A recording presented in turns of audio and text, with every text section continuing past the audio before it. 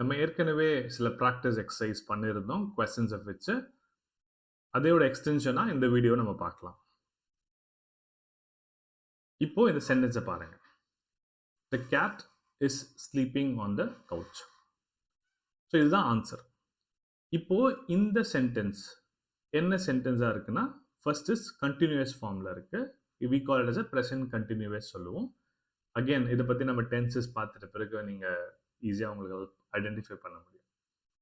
இப்போ இதை நீங்கள் 2 கொஸ்டின்ஸை ஃப்ரேம் பண்ணணும். ஒன்று, யாரு இல்லை எது தூங்கிட்டு இருக்கு? ஓகே, கவுச்சில் யாரு இல்லை எது தூங்கிட்டு இருக்கு அப்படின்றது ஒரு கொஸ்டினையும், கேட் வந்து எங்கே தூங்கிட்டு இருக்கு அப்படின்ற ஒரு ஆன்சரையும் நம்ம வந்து ஃப்ரேம் பண்ணலாம். ஒன்று, எது தூங்கிட்டு இருக்கு கவுச்சில், கேட் வந்து எங்கே தூங்கிட்டு இருக்கு அப்படின்றது ஒரு 2 டிஃப்ரெண்ட் டைப் ஆஃப் கொஸ்டின்ஸை நம்ம வந்து ஃப்ரேம் பண்ண முடியும். இது வந்து பார்த்தீங்கன்னா இந்த கவுச்சுக்கு இம்பார்ட்டன்ஸ் கொடுக்கறதா இருந்தால் அது வந்து ஆப்ஜெக்ட் கொஸ்டின். எது தூங்கிட்டு இருக்கு இல்லை யார் தூங்கிட்டு இருக்காங்கன்னு ஒரு இம்பார்ட்டன்ஸ் கொடுத்தா அது வந்து சப்ஜெக்ட் கொஸ்டின். முடிஞ்சா இந்த வீடியோவை பாஸ் பண்ணுங்க, ஃப்ரேம் பண்ண முடியுதான்னு பாருங்க, அப்புறம் ஆன்சர்ஸை செக் பண்ணிக்கோங்க.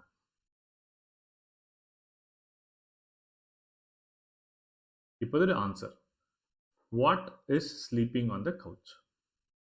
ஸோ ஹூ இஸ் ஸ்லீப்பிங் நீங்கள் ஆன்சர் ஃப்ரேம் பண்ணியிருந்தா not a problem.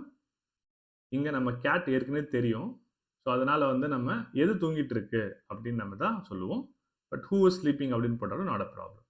So what is sleeping on the couch, இது வந்து ஒரு சப்ஜெக்ட் கொஸ்டின்.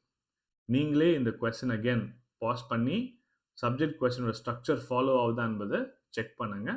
அப்போ தான் உங்களுக்கு ஒரு கிளாரிட்டி கிடைக்கும்.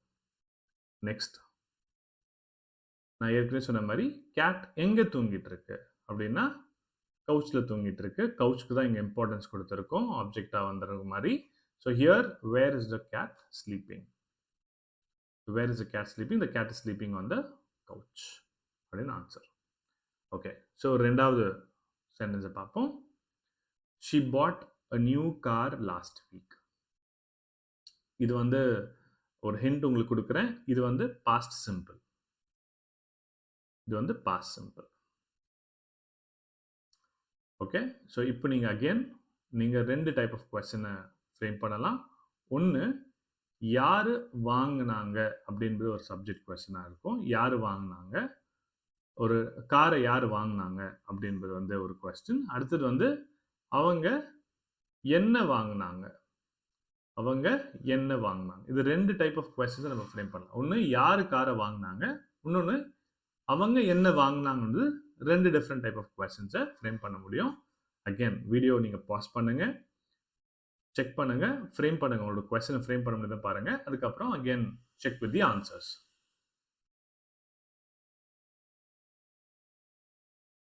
இதோடைய ஆன்சர் பார்த்தீங்கன்னா subject question, who pot a car. இங்க நீங்க டிட் எங்கேயாச்சும் யூஸ் பண்ணிருந்தீங்க அப்படின்னா அப்போ இந்த கொஸ்டின் தப்பு. ஏன் அப்படின்னா இது சப்ஜெக்ட் கொஸ்டின். சப்ஜெக்ட் கொஸ்டின்ல பாஸ்ட் சிம்பிள்ல வரும்போது நம்ம டூ, டஸ், டிட் யூஸ் பண்ணக்கூடாது. நம்ம ஏற்கனவே பார்த்துருக்கோம். Next, object question. What did she buy last week? அவங்க போன வாரம் என்ன வாங்கினாங்க? ஸோ இங்கே நீங்கள் டிட்டுக்கு பதிலாக வேறு ஏதாவது போட்டிருக்கீங்கன்னா, வேறு ஏதாவது ஆக்சிலரி வேர்ப் போட்டிருக்கீங்கன்னா நாட் அ ப்ராப்ளம். நம்மளுக்கு வேண்டியது என்னென்னா கொஸ்டின் வேர்டு வந்திருக்கணும், அதுக்கடுத்தது ஆக்சிலரி வேர்ப் வந்திருக்கணும், அதுக்கடுத்து சப்ஜெக்ட் வந்திருக்கணும், அதுக்கப்புறம் வேர்ப் வந்திருக்கணும். ஏன்னா இது வந்து ஆப்ஜெக்ட் கொஸ்டின்.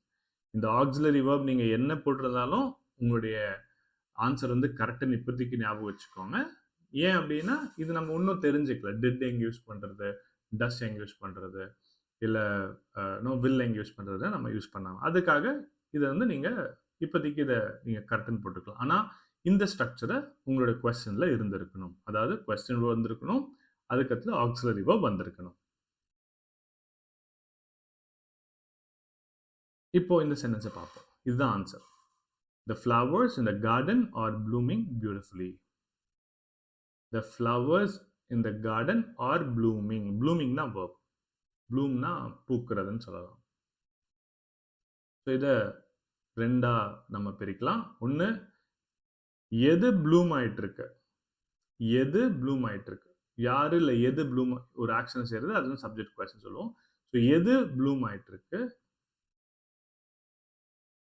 ஃப்ளவர்ஸ் வந்து என்ன செஞ்சிட்டு இருக்கு அப்படின்ட்டு நம்ம ஃப்ரேம் பண்ணலாம். ஃப்ளவர்ஸ் வந்து என்ன செஞ்சிட்டு இருக்கு அப்படின்ட்டு நம்ம ரெண்டு கொஸ்டின்ஸை வந்து ஃப்ரேம் பண்ணலாம். ஸோ ஒன்று, எது ப்ளூம் ஆயிட்டு இருக்கு, எது பூ பூத்துட்டு இருக்கு. இன்னொன்று வந்து பார்த்தீங்கன்னா ஃப்ளவர்ஸ் என்ன செஞ்சிட்டு இருக்கு. இது ரெண்டு கொஸ்டின்ஸ். ஸோ ஃபர்ஸ்ட் வந்து என்ன ப்ளூம் ஆயிட்டு இருக்கு அப்படின்னு ஒரு கொஸ்டினை ஃப்ரேம் பண்ணீங்கன்னா நீங்க என்ன ஃப்ரேம் பண்ணுவீங்க அப்படின்னு பாருங்க. வீடியோவை பாஸ் பண்ணுங்க, கொஸ்டினை ஃப்ரேம் பண்ண முடியுதான்னு பாருங்க. இதோடைய answer, what is blooming beautifully in the garden. So எது ப்ளூம் ஆயிட்டு இருக்கு அப்படின்னு நம்ம பார்க்குறோம். ஃப்ளவர்ஸ் தான் அதோடைய ஆன்சர். இது வந்து ஒரு சப்ஜெக்ட் கொஸ்டின். ஆனால் இந்த சப்ஜெக்ட் கொஸ்டின் ஒரு கண்டினியூவஸ் ஃபார்ம் சென்டென்ஸாக இருக்கிறதால ஐஎன்ஜி வந்திருக்கு. ஸோ கண்டினியூவஸ் ஃபார்ம் சென்டென்ஸ் இருக்கிறதால நம்ம question word, auxiliary verb, verb அந்த ஸ்ட்ரக்சர் நம்ம ஃபாலோ பண்ணுவோம். நெக்ஸ்ட், ஓகே, ஸோ இது வேற மாதிரி ஒரு கொஸ்டின் ஃப்ரேம் பண்ணியிருக்கேன் நான். Where are the flowers blooming beautifully. So where are the flowers blooming beautifully அப்படின்னா எங்க ப்ளூம் ஆயிட்டு இருக்கு அப்படின்னு ஒரு கொஸ்டினை ஃப்ரேம் பண்ணியிருக்கேன். ஸோ எது ப்ளூம் ஆயிட்டு இருக்குன்னா ஃப்ளவர்ஸ் ப்ளூம் ஆயிட்டு இருக்கு. எங்க ப்ளூம் ஆயிட்டு இருக்குன்னா கார்டன்ல ப்ளூம் ஆயிட்டு இருக்கு அப்படின்னு நம்ம சொல்லலாம். இந்த மாதிரி நம்ம வந்து ஃப்ரேம் பண்ணலாம். ஓகேங்களா?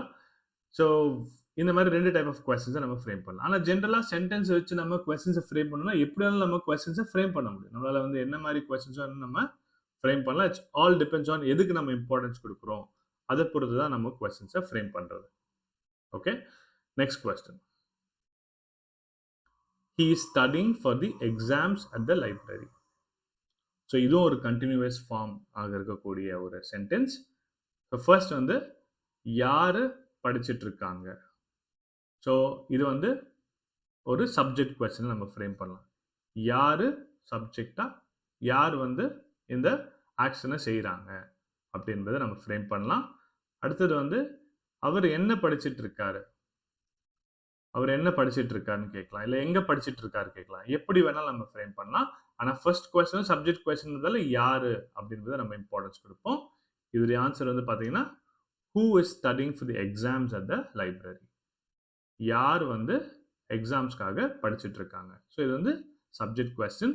இதோடைய கொஸ்டின் ஸ்ட்ரக்சர் வந்து நம்ம படிச்சிருக்க ரூலை ஃபாலோ ஆகுதா அப்படின்றது பாருங்க. நெக்ஸ்ட் வந்து அவர் என்ன படிச்சுட்டு இருக்காரு அப்படின்னு கேட்கலாம், இல்லை எங்க படிச்சுட்டு இருக்காரு, அவர் என்ன படிச்சுட்டு இருக்காரு, இல்லை எங்க படிச்சுட்டு இருக்காரு. ரெண்டு கொஸ்டின்ஸ் நம்ம ஃப்ரேம் பண்ணலாம். அது வந்து ஆப்ஜெக்ட் கொஸ்டின்ல ஆட்டோமேட்டிக்காக போயிடும். ஸோ இங்க வந்து எங்க அப்படின்னு தான் ஆன்சர் கொடுக்குற மாதிரி இருக்கு. ஸோ இது வந்து பார்த்தீங்கன்னா ஆப்ஜெக்ட் கொஸ்டின் சொல்லுவோம். ஏன் இது ஆப்ஜெக்ட் கொஸ்டின் சொல்லுவோம் அப்படின்னா இங்க ஆன்சர் வந்து பார்த்தீங்கன்னா லைப்ரரின்னு வந்திருக்கு, சப்ஜெக்ட்ல வரல. சப்ஜெக்ட்ல வந்தால் மட்டும் தான் சப்ஜெக்ட் கொஸ்டின். சப்ஜெக்டை தவிர்த்து வேற எங்க வந்தாலும் we use ஆப்ஜெக்ட் கொஸ்டின்றதை நீங்க ஞாபகம் வச்சுக்கணும். ஸோ ஐ ஹோப் உங்களுக்கு வந்து இந்த எக்ஸசைஸ் மூலமா ஒரு அண்டர்ஸ்டாண்டிங் கிடைச்சிருக்கும். இது மூலமா நீங்க சப்ஜெக்ட் கொஸ்டின், ஆப்ஜெக்ட் கொஸ்டின்ஸை நீங்க ஃப்ரேம் பண்றதுக்கு உங்களுக்கு கான்ஃபிடன்ஸ் வந்திருக்கும்.